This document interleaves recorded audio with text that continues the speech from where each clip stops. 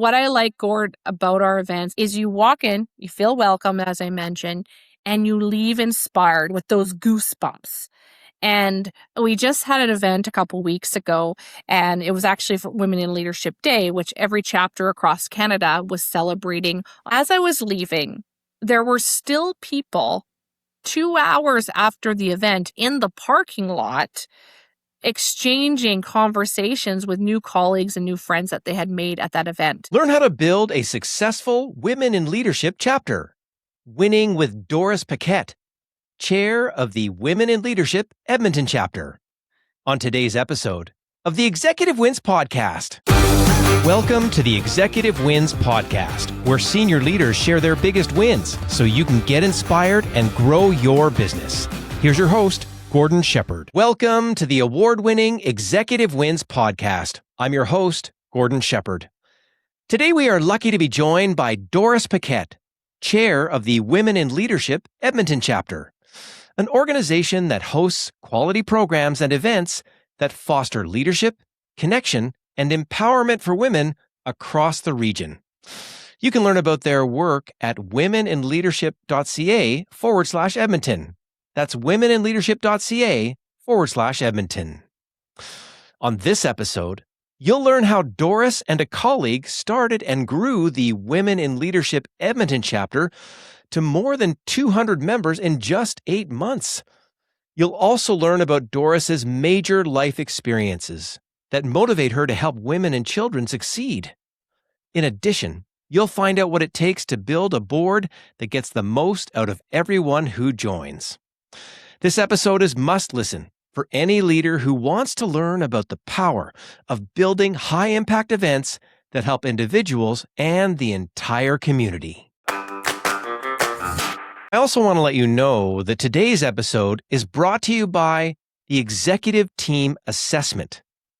The Executive Team Assessment helps you to discover exactly where your leadership team is winning, where it's losing momentum, and what to do next. It involves a 3-step process. In step 1, we interview individuals on your leadership team to find out what's going well and what needs work, along with examining relevant documents, including your strategic plan. In step 2, we'll do an analysis of all the information and deliver an easy-to-understand report, along with doing a detailed presentation to your entire executive team. Finally, in step 3, we deliver a 90-day action plan, along with following up to keep everyone on your team accountable. For executive teams who really want an objective and experienced outside facilitator to help you to improve performance and make your organization more profitable, the Executive Team Assessment is a great choice. Visit executivewins.com/executive team assessment to learn more, or send an email to me directly at gord@executivewins.com. That's gord@executivewins.com. I also want to say thanks to you, because the Executive Wins podcast now has more than 57,000 views and over 600 hours of watch time on YouTube, along with more than 2,600 audio downloads on Apple Podcasts, Spotify, and wherever you listen. And of course, I am so grateful that the show won the Best New Podcast Award in the Quill Podcasting Awards in its first year of production. I also want to remind you that this interview follows a specific format that I created called The Anatomy of a Win to help you learn the strategy, work plan, people, operations, and results behind every business win that you hear on the show. Because when you master this framework, your business will become more profitable. And now here's Doris Paquette with her executive win. Doris, welcome to the show. Thank you so much. I'm so excited to be here. Well, we are really excited to have you here because they say if you want something done, give it to a busy person. And doing a bit of homework here, not only are you sort of advancing your career, advancing education, advancing on boards, advancing, starting up things and making things happen for leaders. There's just so many things that you're involved with. And I think people are going to really enjoy getting to know you. And, but they haven't met you just yet. So if you had to describe yourself, what would you say? Well, thank you for the intro. And yes, I believe that busy people always get things done. But my name is Doris Paquette. I am currently the Vice President of Assets and Capital Management with the YMCA of Northern Alberta. I am also the chair of Women in Leadership Edmonton. I am the vice chair of the YWCA Edmonton, and I serve as president of Change for Children's Association here in Edmonton as well. And I have two beautiful children, I have a wonderful family, and I love my work so much. And I'm very passionate about supporting youth and women across our city. And the YWCA experience would have been, I'm sure, very impactful from, supporting there and now with the YMCA, and that's interesting. And then the board exposure that you're getting as well. What is this urge or interest that you have to be at the top levels of places to be Oh, contributing? that's a great question. And I get this, people ask me this often. And the easiest thing I can say is I just really want to support our community. All the way growing up, I have been grown up in an atmosphere where I had wonderful parents, a wonderful family, but I see that in our society that isn't the case for everyone. And people do struggle with different things depending on where they are. And if I can support in any which way, shape, or form, I want to do so. And again, as I mentioned, I have such a soft spot for women and children and gender equality in our world, in our workplaces, and what I can do for that, as well as supporting my children and seeing all of that so that they can become advocates as well, is just a passion project of mine. And I'm probably going to do it until I can't any longer because it fills my cup. And although I am busy, these are the things that I don't consider work.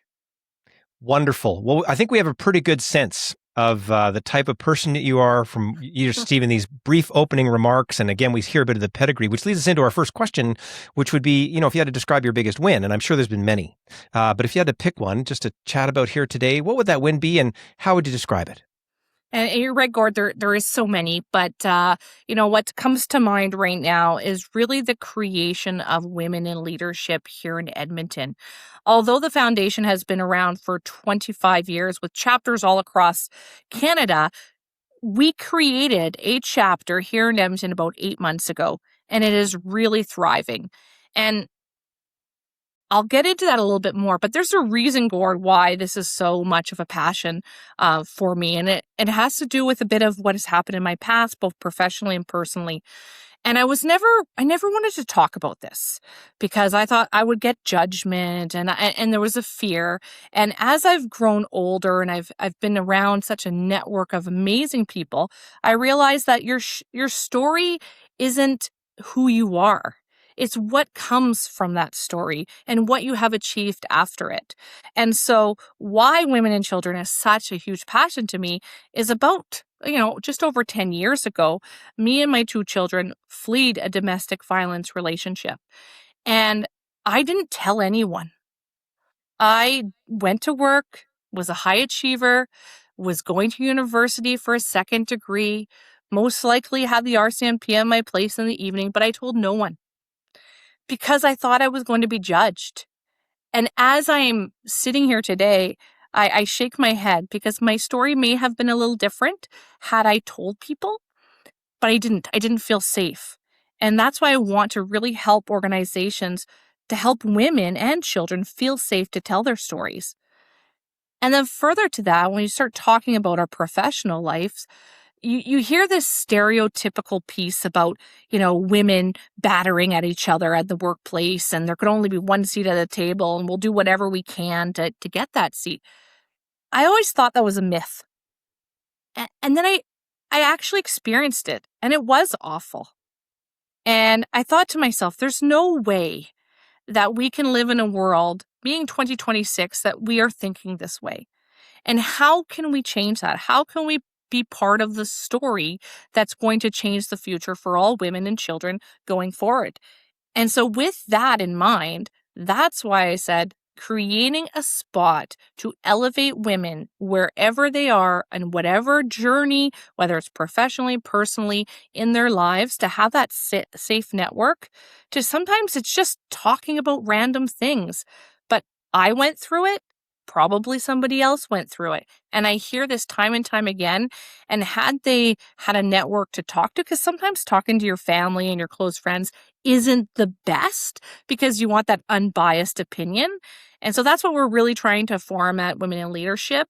And, it isn't, well, the title is Women in Leadership. Leadership comes in every type of form. It could be being on the student council at your child's school. It could be being a stay-at-home mother. It could be a CEO of an organization and everything in between. And so we really want to help women find their voice so that they don't have to struggle at home or in the workplace.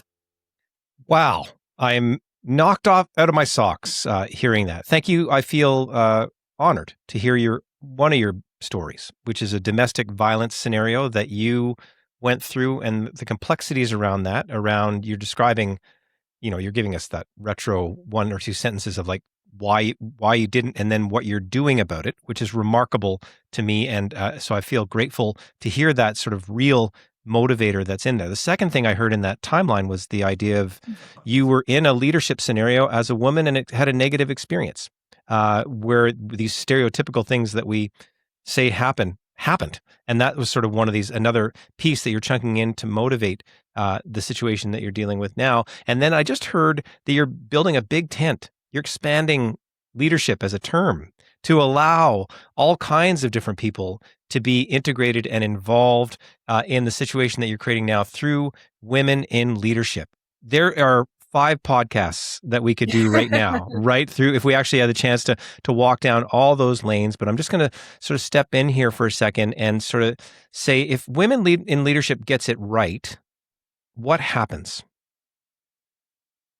If we get it right, the feeling and the atmosphere and the actions of women will change across our community. It is all about confidence. So you hear it all the time where women are just afraid to make that first step, or afraid to make that first mistake, or afraid to apply for that job because of the fear of judgment and failure. We are high performers and we want to achieve. However, when you look at an example like Elon Musk, how many times did he fail before he got it right? And it's easy to say that, but it's hard to put into concept. And so creating that confidence around women so that they can be the first, you don't have to wait for somebody else to do it and then learn from their mistakes. Be the first, because most things can be undone. And we learn through trial and error. That's how we get better. That's how we become stronger. And that's how we become more resilient all around.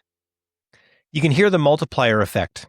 If I was in the room with you this is a few minutes in, if I was in the room with you for an hour at one of these women leadership gatherings, for example, you can hear the multiplier that you're leading with your own sincere background and then intention that you're getting through there. We've had some terrific women leaders on the podcast. Teresa Spinelli from the Italian Center was on. I mean, they're going on their 6th store, north of $130 million in revenue from that family business that she took over probably just over 25 years ago. She said, Gord, one thing to be a woman in an Italian family, try being, and then to move on to see, and one of her key observations that I can't stop repeating, this is right from her.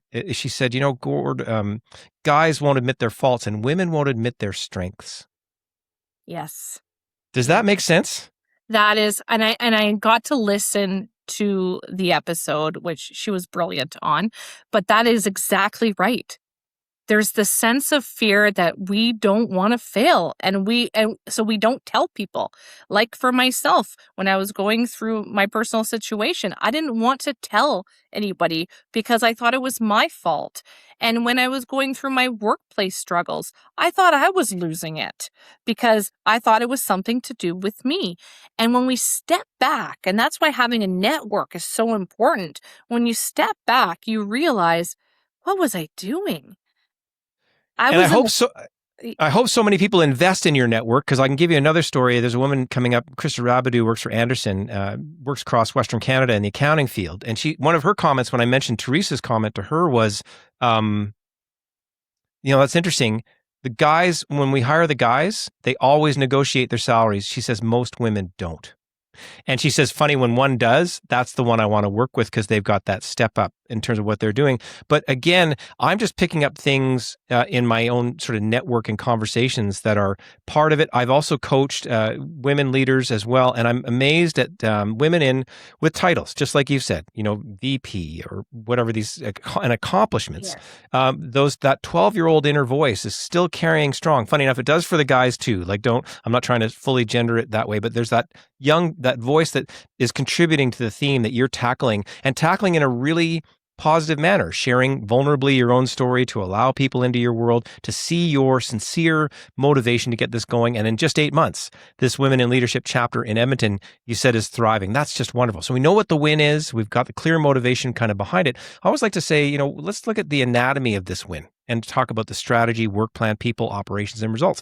Strategically, there was sort of a vision, mission, values, goals that you would have had because before you started the Women in Leadership chapter here, what's the strategic highlight for getting this up and running? Well, really, it's exactly that, Gord. It's strategy. How do we create a better Edmonton? And I know there's so many deserving and wonderful organizations that are doing the same.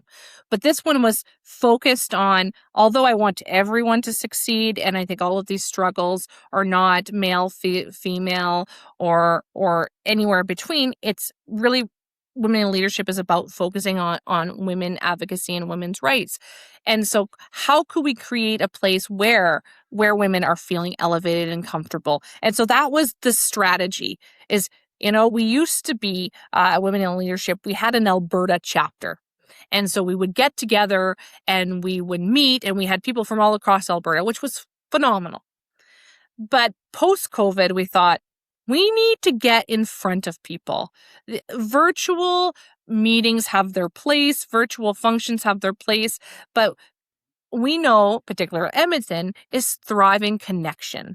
And so we did make that decision to break up into a southern chapter based out of Calgary and then a northern chapter in Edmonton. And since that time, it's been absolutely game-changing, is to get in front of people and see them and have these similar conversations that we're having right now and sharing our stories. And some of these folks I just met, but what we're trying to do is create a comfortable atmosphere so that you're comfortable in sharing, this is what's happening at work or this is what's happening at home. Does anybody in this circle have some advice? And 9 out of 10, and I have witnessed this, someone has gone through the exact same thing that another individual is going through. So rather than, suffering or going through it alone, if we're brave enough and we tell our stories, then there are people in our community to support you. I love it. You're supporting individuals. You're getting a chance to sort of exercise your own mentorship muscles in there too. Like there's that self-motivation would be in there, I'm sure, for yourself. The capacity building that's in here is it's internal voice, it's external voice, it's community building. There's going to be an economic impact from this because as we grow the confidence in women leaders, because statistically, we've still got the non-parity wage gaps that we have. So when they move into their leadership roles, they get the more confidence to sort of help with that issue, which again, it's ridiculous in 2026, but it's a reality. That's sort of what we're dealing with there. So it's a capacity building thing. And you just gave me a bit of an insight into one of your moments. I was going to say, what's it like to be at one of these events? Is it hooting and hollering, or is it more quiet conversations? Or what, if I walked in the door and I was at your event, what would happen?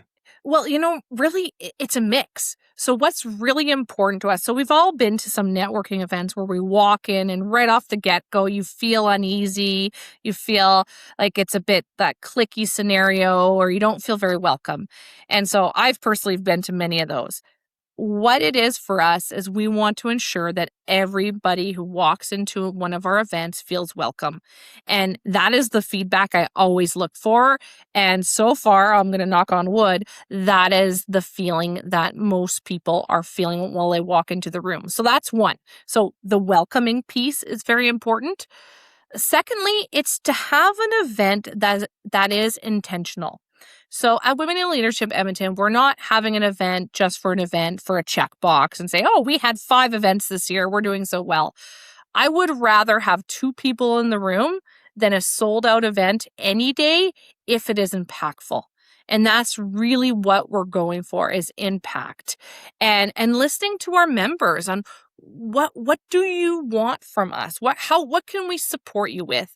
And then further to that is we want to ensure that we're different. There's a lot of amazing women organizations out there that we partner with in various ways, and they're phenomenal. But at the same time, we want to be unique. So while many groups have more of a niche, they might be more focused on leadership at a higher level or focus on advocacy, women in leadership encompasses all, because we don't want to leave anyone behind. So I don't care if you are an owner of a company or you just started your first job at a university or even high school. There is something for everyone. So again, creating those events that are intentional and informative.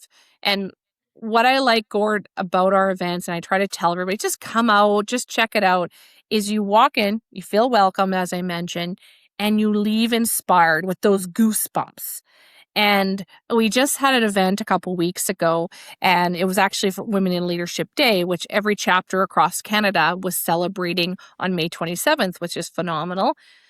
But as I was leaving, there were still people 2 hours after the event in the parking lot exchanging conversations with new colleagues and new friends that they had made at that event. And that's what really warms my heart, is it's not just about an event. You are learning, you are networking, but you're doing it in a manner that is not, there's no pressure, right? There's no sales pitch. There's no, if you want to hand out your card, go for it. But there's nobody, trying to sell you something when you walk in. And we want to hear our membership's feedback. So if there's something that we missed the mark on, I'm a big girl. Tell me straight up. You don't have to fluff it up. If you didn't like the event, please tell me, and tell me why, and tell me how we can do better next time, because that's really what we're trying to do. Wow. Like it makes you want to go, of course. And I love, again, this big tent idea. It really sets, you're setting the tone for people when they hear this one.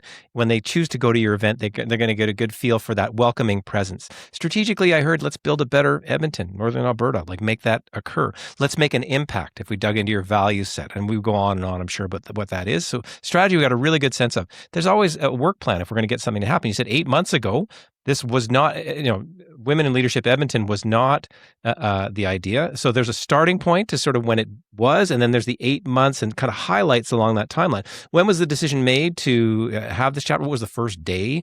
What did that look like? And what are some of the highlights on that timeline through this time? Yeah, absolutely. 8 months has flown by, but when this idea about creating Women in Leadership Edmonton came, we were the, end of August, early September of 2025. And there was this great idea, but that's all it was an idea. So there's myself and another individual. And we thought to ourselves, okay, well, there's two of us. We're going to need more women to help bring this vision alive. And we didn't really know where to start, but we know we needed to start. And so what we did is we just reached out to our network and we said, look, this is what we're thinking. We have an idea. We're going to host a virtual, don't worry, you can stay in your pajamas. You don't have to leave your house, a virtual information session to tell you all about what we're thinking Women in Leadership Edmonton could be. And then, you know what? Hit us with your questions. Ask us some, provide some feedback. And so again, we did that in September of last year. We had about 35 people come, so that was great. The feedback was really positive. It was a lot of, we can do this, and inspirational thinking and grand concept ideas. And so after that, we took it a little bit further. Okay, well, people were willing to attend virtually. Now let's have what we'll call a meet and greet. So people come out and we'll talk about this a little bit more. And we started talking a little bit as well about, okay, we want to build a board. So is people interested in our board? What do we need on our board? Because we didn't need a chair, vice chair, treasurer. We're very different, but we wanted to have positions that were flexible so that women with busy schedules can still be part of it without saying, you know what, I don't have the capacity to do that. And so we had this meet and greet. People came out, but about 45, 50 beautiful ladies came out, and it was a blast. And then I knew I had I was sitting in my chair just watching all of the great conversation happening around me. And I thought to myself, we got it. We got it. This is going to happen. And through that, we built a board. And so we worked in collaboration on what type of positions would we want on our board. And so we have lead positions, and people said, well, can I be a co-lead because I only have an hour to give a month? Certainly you can. And we talked as a board about how all individuals in their life have peaks and valleys when it comes to their capacity, right? So, for example, if you're an accountant, maybe tax season's not a good time for you. And so we structured our board to be very much like that. So you help out when you can, as much as you can. And if you can't, that's okay. There's no judgment. Others will come in and fill in the gap. However, you need to tell us. And so that's the strategy on which we built this board.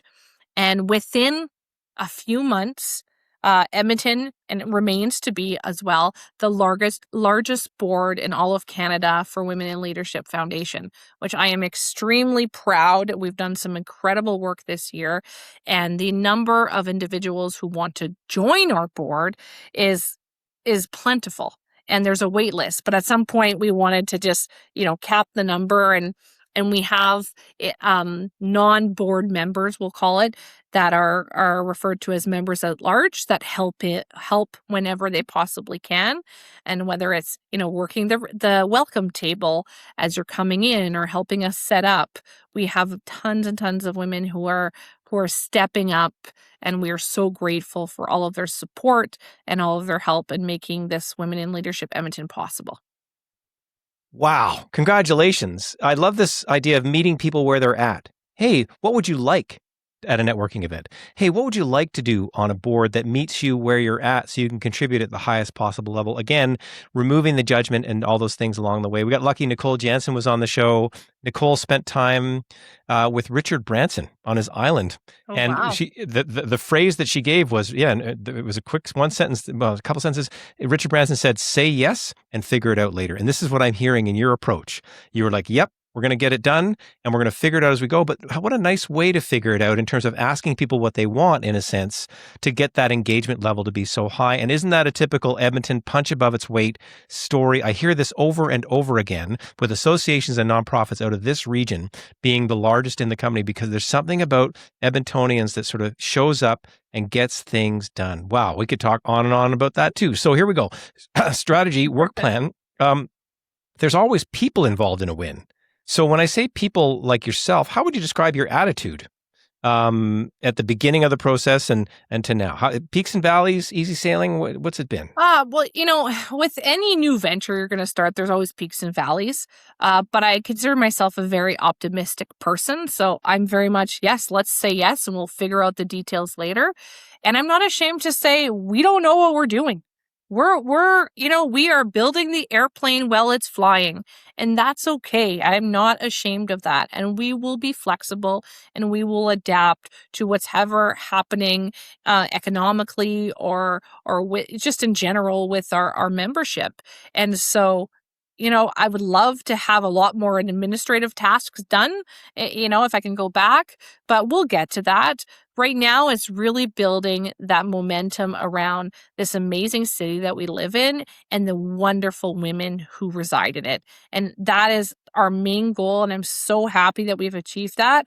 I will say at times you do get discouraged because you think, you're heading one way and then you have to take that left turn. But overall, I am so grateful and so happy with the work that we have done. And we could not have done it, because you talk about the people, we could not have done it from the support from our amazing board, our very, very amazing board, as well as our supporters, so our membership who come out and support. And here's a little tidbit about Edmonton, is we support one another. And so I talk about other similar women organizations, and we're not in competition with each other. We, in fact, had an event in April that was all about collaboration over competition. And they all of these groups, Women in Leadership will share their events. We will attend their events. They will share our events, attend our events. Huge supporters. People have come out to check it out and share it on their social media. And so this is something, when I meet with all of the chapter chairs across Canada, that is unique about Edmonton, is we are in it together and we want the same things and we will help each other in whatever way possible. And I'm super proud of that. Well, and it goes right back to your strategy. Let's make Edmonton better. I mean, you said it Yeah. very clearly at the front of this conversation. That's wonderful. So strategy, work plan, people. By the way, I'd love to be a fly on the wall in your board meetings, which would not be typical, right? You can hear right there. They wouldn't be typical at all.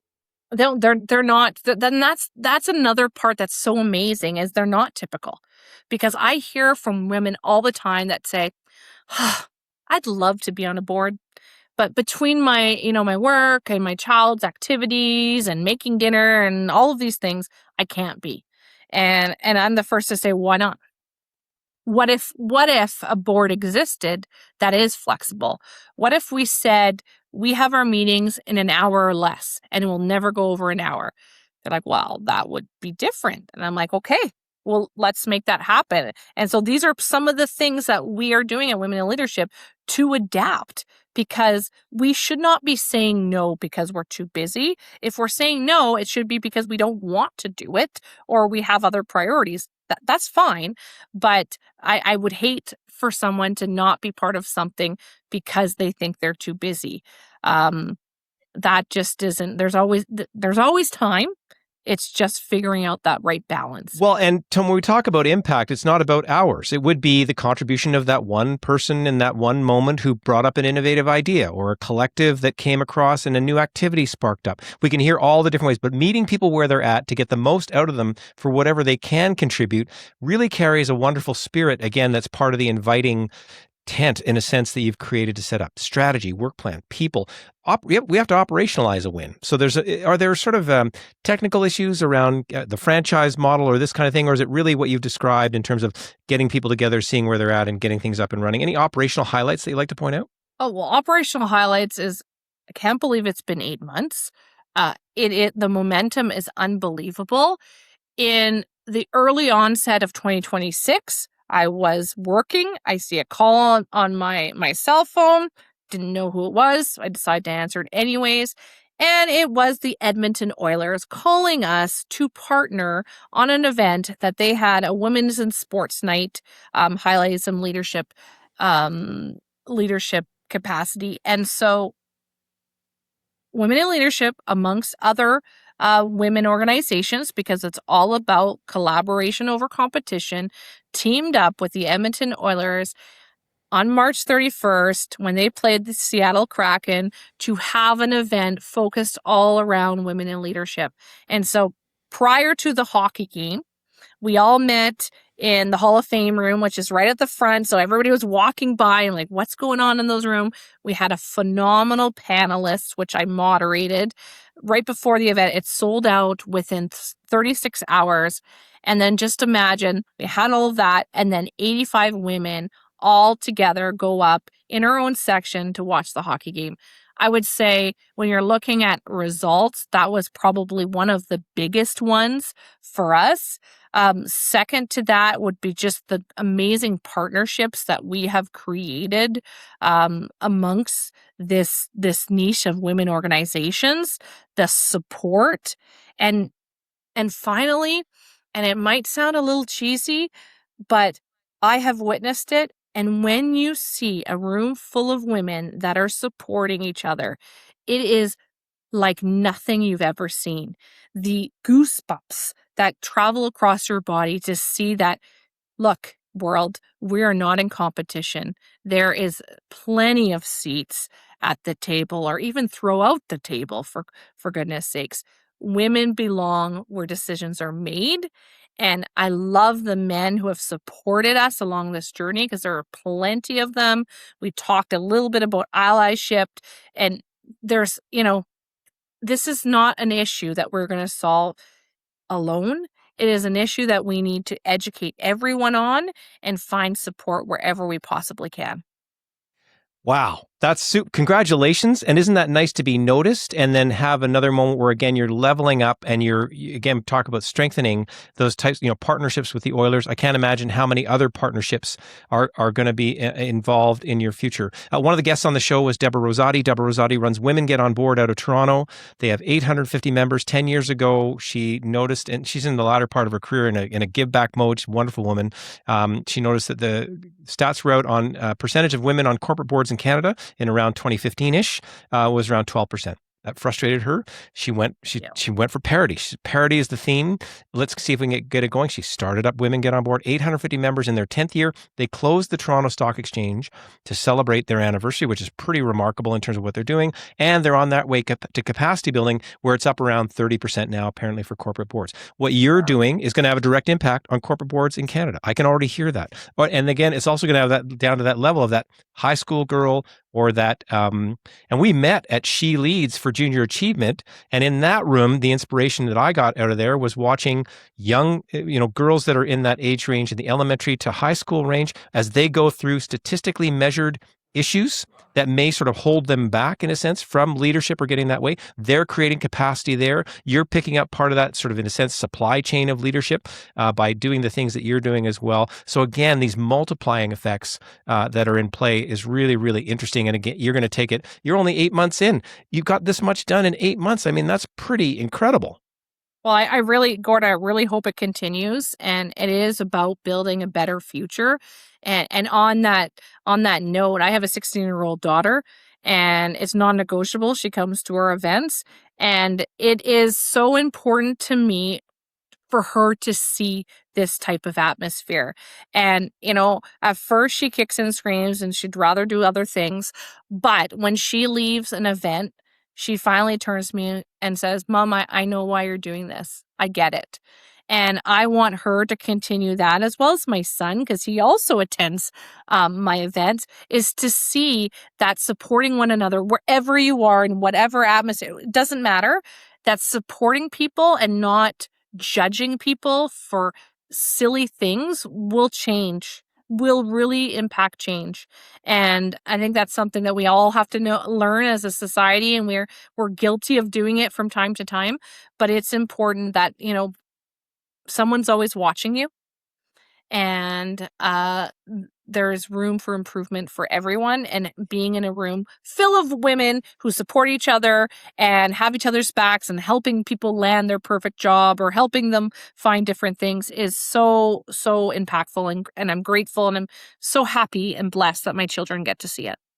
That's so, again, part of, I'm sure, the mission and vision underneath the way you had it there to get your kids to be participants and build that better world, not just for them, but for the other kids that are coming along the way as well. Wow. So depth, there's so much in it. So strategy, work plan, people, operations. Finally, there's results, quantitative and qualitative results. Quantitatively, I don't know if you want to say what you want to say, number of events, number of attendees, impacts. Like, are there any sort of hard numbers on impact that you like to share at this point? Absolutely. We had planned on our first year to do 3 events. We have done 9 events from September of 2025 to present. So 9 events, so more than double than what we initially planned. We had no members when we started. We are now at over 200 members in 8 months. Again, I'm going to stress the board, the capacity of the board, and now being a leader in this sector and having other women in leadership boards across Canada come to us for advice that we're happy to share, although we do not have all the answers, I'll make that very clear, are some of the few stats or results that I'm extremely proud of. Now, over the summer, we aren't going to do a lot of events. That's a time for us to spend with our families, but we're looking forward to pick up in September for another fun-filled year. And in January, we just launched a newsletter for our members as well. So that's something that we're extremely proud of. And you could, if you're following our newsletters, you can tell that every month they're getting like better and better and better because we're learning as we go. And so I hope to keep that going and again, continue to partner with many organizations and spread the word as much as we possibly can. If you come to a Will event, that's wonderful. If you attend another event, that's okay too. It's just getting out there and finding a circle and a community that works for you. But I encourage all women at any level in their lives is find that network. Find that network because it can be career changing, it could be life changing, and it's just great to get out and hear what other people are doing and learn and go through all of the things that you need to go to in order to become a better mother, a better wife, a better friend, a better daughter, a better employee. Well, and I'll just extend the betters. Better Edmonton, better for relationships, better for helping men learn what they need to learn. There's all kinds of good stuff that like that checklist is super long in terms of all the impacts. That's great. Qualitatively, how's it feel to reflect on this? Oh my goodness, Gord, it feels so amazing. Honestly, after 8 months that seemed like it lasted forever, they were quite short. We have accomplished so many things. And to see the success, but in our events, see the success of our membership attending and the momentum we're building, it's amazing. I'm so grateful. I'm so happy, and I'm so grateful for all of the people, all of our supporters, my family, the membership, the board who has helped make this happen. And so I'm forever grateful, and I can't wait to see what's going to happen this upcoming year. Incredible. Thank you so much for doing such a great interview that hits on so many levels. But that thing about make Edmonton better, make it better for women, make it better for all of us. And this impact isn't just going to be felt locally. You've already talked about the other chapters sort of wanting to know what's in your secret sauce. What are you guys doing that's so special, out there and making those things happen? You're passing those things along. You're creating that collaborative situation for so many people to be a part of. And the last piece, when we have wonderful women leaders on or just leaders on the show, just like yourself, I always have to ask if you had a few sentences, there's that young woman who's attending maybe one of your events or thinking about going for the first time. They want to learn about leadership from your perspective. Maybe it's a senior executive or a retired executive that wants to come for the first time. What do you want to pass on to them to inspire them in just a couple of sentences? Absolutely. And I would say without a doubt is never underestimate yourself. You are capable of far more than what you think you can. And the big thing about never giving up, when there's a will, there is a way, and you will make it happen. And there are organizations and people in your network that can support you. So don't be afraid to make a mistake. Don't underestimate yourself because we are all better than what we give ourselves credit for. That is a great gift. Thank you so much for sincerely sharing your experience, the initiatives that you've taken to help us build capacity. Doris, thank you so much for being on the show. Thank you so much, Gord. The pleasure is all mine. I love listening to your podcasts, and I was excited to have the opportunity to be on one of them. Don't be afraid to make a mistake. Know that you are better than what you give yourself credit for and make a big impact. That is how Doris Paquette and the members at Women in Leadership Edmonton win every day. Thank you, Doris, for your inspiring win. And if you enjoyed listening to this episode, then make sure to check out our upcoming episodes, which include how to build a successful Chamber of Commerce, winning with Lisa Dressler, Executive Director of the Southeast Alberta Chamber of Commerce. And if you want to learn how the Executive Wins services like coaching, training, and facilitation can help to align your leadership team so they can get more profitable results, then visit executivewins.com to learn how. You can also subscribe to the Executive Wins newsletter to stay up to date on the podcast, live events, education opportunities, and more. Visit executivewins.com/newsletter to sign up. And if you enjoyed today's episode, don't forget to rate, review, and subscribe, and share it with a fellow leader. And don't forget to check out our resources and links in the show notes. And keep listening to the Executive Wins podcast for more inspiring wins that will help you to grow yourself, your team, and your entire business.